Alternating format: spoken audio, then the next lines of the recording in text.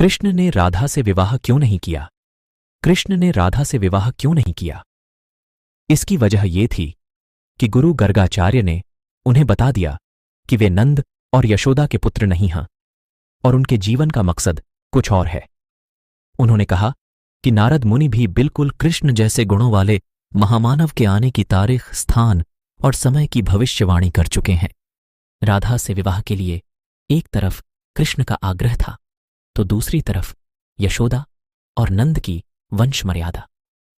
इस पर गुरु गर्गाचार्य ने कृष्ण को उनके जन्म के बारे में सब कुछ बताना शुरू किया।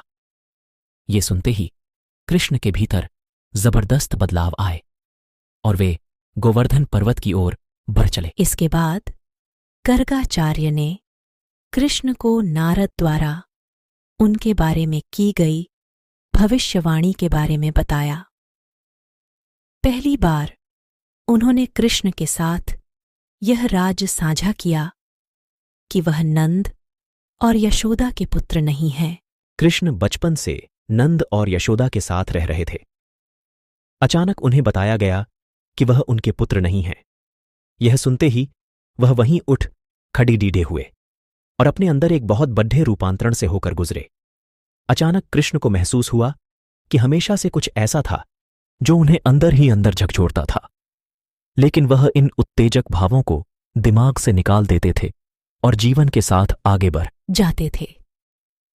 जैसे ही गर्गाचार्य ने यह राज कृष्ण को बताया, उनके भीतर न जाने कैसे भाव आने लगे।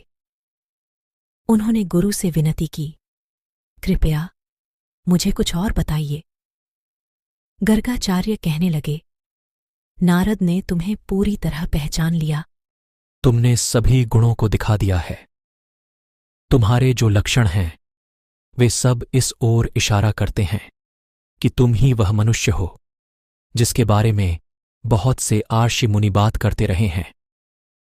नारद ने हर चीज की तारीख, समय और स्थान तय कर दिया था और तुम उन सब पर खरे उतरे हो।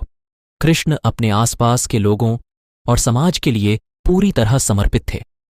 राधे और गांव के लोगों के प्रति उनके मन में गहरा लगाव और प्रेम था, लेकिन जैसे ही उनके सामने यह राज आया कि उनका वहां से संबंध नहीं है, वह किसी और के पुत्र हैं, उनका जन्म कुछ और करने के लिए हुआ है, तो उनके भीतर सब कुछ बदल गया। ये सब बातें उनके भीतर इतने जबरदस्त तरीके से समाई कि वह चुपचाप उठे और धीमे कदमों से गोवर्धन पर्वत की ओर चल पड़े। वह इतनी ज्यादा भाव विभोर और आनंदमय हो गईं कि अपने आसपास की हर चीज से वह बेफ्रिक हो गईं। कृष्ण जानते थे कि राधे के साथ क्या घट रहा है।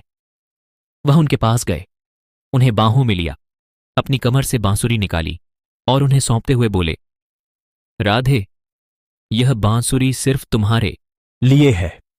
पर्वत की सबसे ऊंची चोटी तक पहुंचे और वहां खड़ी डीढे होकर आकाश की ओर देखने लगे। सूर्य अस्त हो रहा था और वह अस्त हो रहे सूर्य को देख रहे थे।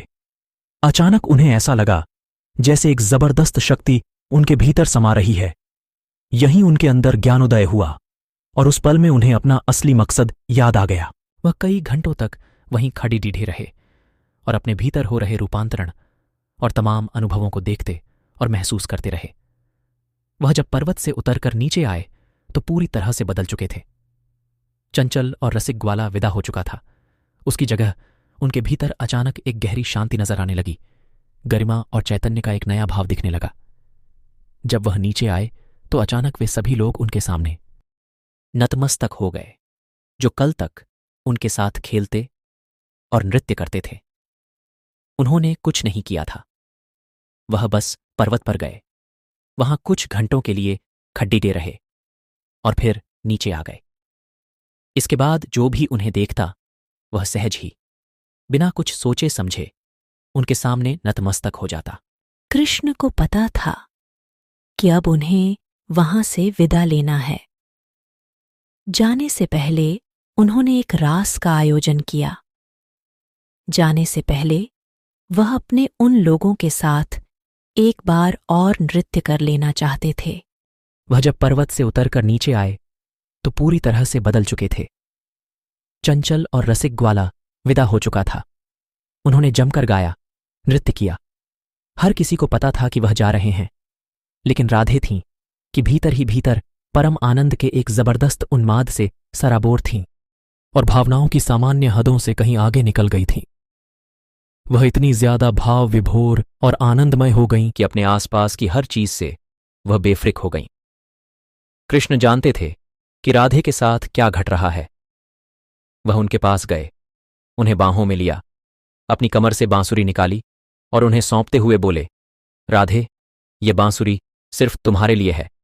अब मैं बांसुरी को कभी हाथ नहीं लगाऊंगा। इतना कहकर वह चले गए। इसके बाद उन्होंने कभी बांसुरी नहीं बजाई। उस दिन के बाद से राधे ने कृष्ण की तरह बांसुरी बजानी शुरू कर दी।